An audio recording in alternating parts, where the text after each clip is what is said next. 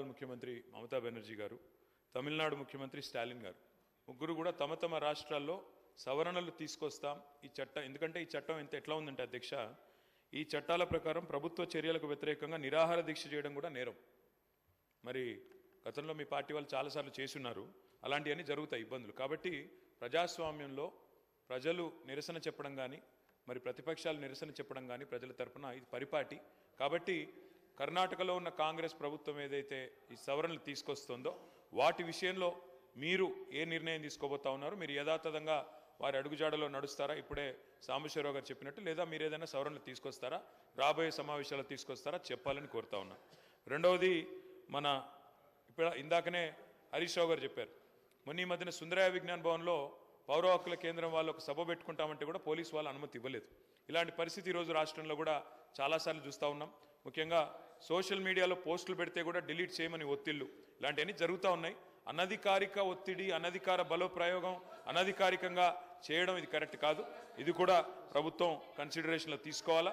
చట్టాలను దుర్వినియోగం చేసే పరిస్థితి ఉంటే కూడా తప్పకుండా ప్రభుత్వం చూడాలి. మూడవది, మీరు అన్నారు కఠిన చర్యలు తీసుకుంటాం అసెంబ్లీ ప్రాంగణంలో ఎక్కడైనా మార్ఫింగ్ కానీ ఇంకోటి కానీ జరిగితే. మాకు అభ్యంతరం లేదు అధ్యక్ష, కాకపోతే ఒకటి మాత్రం స్పష్టంగా మీకు గుర్తు చేస్తూ ఉన్నా.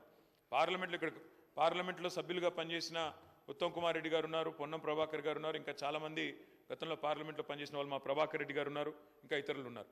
పార్లమెంట్లో అధ్యక్ష మీరు తెలుసుకోండి కావాలంటే శ్రీధర్ బాబు గారు, you can talk to the secretary general, they will give you the information. పార్లమెంట్లో గౌరవ సభ్యులు, ఎందుకంటే అక్కడ ఉన్న పార్టీ, అక్కడ ఉన్న ప్రభుత్వము ప్రతిపక్షాలను చూపెట్టడం లేదు, కెమెరాలు తిప్పేస్తున్నారు, ఇంకేటో చూపెడుతున్నారు. సరే ఇక్కడ జరుగుతుందా జరగలేదా, I leave it to your wisdom sir. కానీ నేను మీకు చేసే విజ్ఞప్తి అధ్యక్ష, మంత్రులు రన్నింగ్ కామెంటరీ చేస్తే ఎట్లా అధ్యక్ష? ట్రెజరీ బెంచెస్ అది కూడా మంత్రులు రన్నింగ్ కామెంటరీ ఏంది అధ్యక్ష?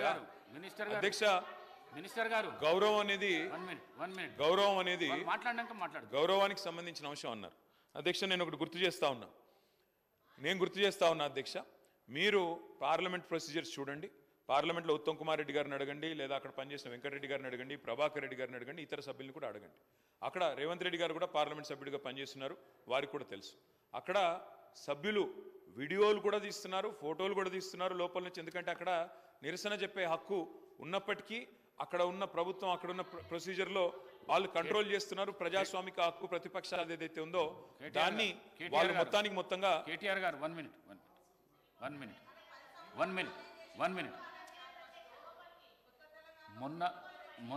మొన్న హాల్లో తీసిన వీడియో ఏదైతున్నదో మీకు మేము పంపిస్తాము. ఎంత దుర్మార్గపు చర్య, ఎంత దుశ్చర్యకు చర్య, ఈ సభ్య సమాజం తలదించుకునే విధంగా ఆ వీడియో ఉన్నది. ఆ వీడియోను పంపిస్తాం, మీరు చూసినాక మీరు మాట్లాడండి. స్పీకర్ సార్, సభ బాగా నడవాలి అంటే ట్రెజరీ బెంచెస్కి ఓపిక ఉండాలి. ఎందుకంటే ప్రతిపక్షాల తరఫున తప్పకుండా మేము మాట్లాడాలి, ప్రజల తరఫున మాట్లాడతాం, కానీ ట్రెజరీ బెంచెస్కి ఓపిక ఉండాలి. ఇవాళ ఫ్రస్ట్రేషన్ ఎవరికుందో కనబడతా ఉంది మేడం. ఎందుకంటే ఇక్కడ ఏం మాట్లాడకుండా కూర్చున్న మా అక్కల మీద నోటికొచ్చినట్టు మాట్లాడింది ఎవరో చూసాం, నోటికొచ్చినట్టు నోరు పారేసుకున్నది ఎవరో చూసాం.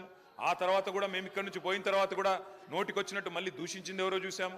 ముందేమో అక్కలు ముంచుతారన్నారు, ఆ తర్వాతనేమో అక్కలను మేము ముంచుతామని మాట్లాడింది. 5 నిమిషాల్లో ఊసర వెళ్ళి రంగులు మార్చి. మినిస్టర్ గారు,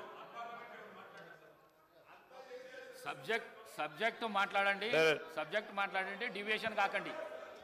సబ్జెక్ట్ మాట్లాడండి. స్పీకర్ సార్, కేవలం మనకి ఇష్టం లేని మాత్రమే మనం కామెంట్ చేస్తామంటే కుదరదు సార్. ఇవాళ రెండు వైపులా చూడండి, నేను సబ్జెక్టే మాట్లాడుతున్నా, రెండు వైపులా చూడండి, అందరికీ ఆదేశాలు ఇవ్వండి, భాషని ఉద్వేగాల్ని నియంత్రించుకోమని చెప్పండి.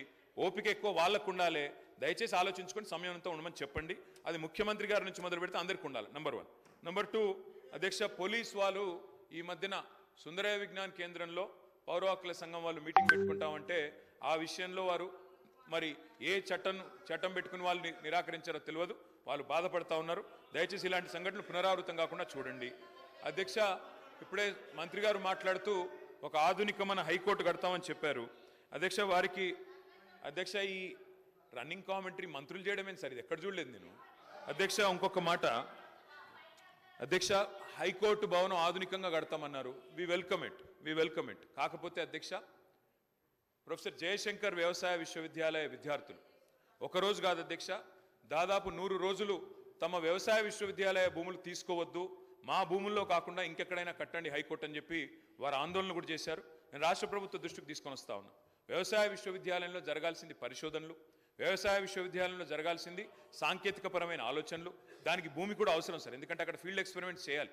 ఆ ఫీల్డ్ ఎక్స్పెరిమెంట్స్ నుంచి వచ్చే రీసెర్చ్ డెవలప్మెంట్ ద్వారానే కొత్త వంగడాలు కానీ కొత్త ఆలోచనలు కానీ రైతాంగానికి వ్యవసాయానికి రాష్ట్రానికి ఉపయోగపడే విధంగా చేయాలి. కాబట్టి దయచేసి నేను ప్రభుత్వానికి కోరేది, వ్యవసాయ విశ్వవిద్యాలయ భూములు తీసుకొని హైకోర్టులో 100 ఎకరాలు కేటాయిస్తామనే ఆలోచన ఏదైతే ఉందో దయచేసి దాన్ని విరమించుకోండి. అక్కడ విద్యార్థులు ఆందోళన చేస్తూ ఉన్నారు, అక్కడి శాస్త్రవేత్తలు ఆందోళన చేస్తూ ఉన్నారు, అక్కడి యూనివర్సిటీ ప్రొఫెసర్లు ఆందోళన చేస్తూ ఉన్నారు. అక్కడి వారందరూ కూడా ఆందోళన చేస్తున్న నేపథ్యంలో ప్రొఫెసర్ జయశంకర్ వ్యవసాయ విశ్వవిద్యాలయ విద్యార్థుల ఆందోళనను దృష్టిలో పెట్టుకొని వారు విరమించుకోవాలా ప్రతిపాదన మరో చోట హైకోర్టు ప్రతిపాదించాలని కోరుతాం. మినిస్టర్ గారు. స్పీకర్ సార్, గౌరవ సభ్యులు అక్కడి నుంచి ఎవరో వీడియోలు తీశారు, ఇంకోటి అన్నారు. మా వైపు నుంచి అలాంటిది ఏం జరగలేదు. ఇక్కడ మొత్తం కెమెరాలు మీ ఆధీనంలో ఉంటాయి స్పీకర్ గారు, మీ సెక్రటరీ గారి ఆధీనంలో, మీ ఆఫీస్ ఆధీనంలో ఉంటాయి. మీరు మొత్తం చెక్ చేసుకోవచ్చు. అలాంటిది ఏమైనా జరిగిందా, జరిగితే మా సభ్యుల వల్ల జరిగిందా, లేదా ఇక్కడ ఉన్న కెమెరాలు ఆ ఏజెన్సీ ఎవరైతే నడుపుతున్నారో వాళ్ళ వల్ల జరిగిందా, ఏ రకంగా జరిగింది మొత్తం చూసుకోవచ్చు. ఏమైనా చర్య తీసుకోవాలనుకుంటే ప్రభుత్వం చట్టాల పరంగా చట్టబద్ధంగా తీసుకోవచ్చు, మాకు అభ్యంతరం లేదు. కానీ ఇవాళ అధ్యక్ష మీరు సోషల్ మీడియా కనుక చూస్తే దాడి ఒక్కరి మీద జరుగుతలేదు అధ్యక్ష.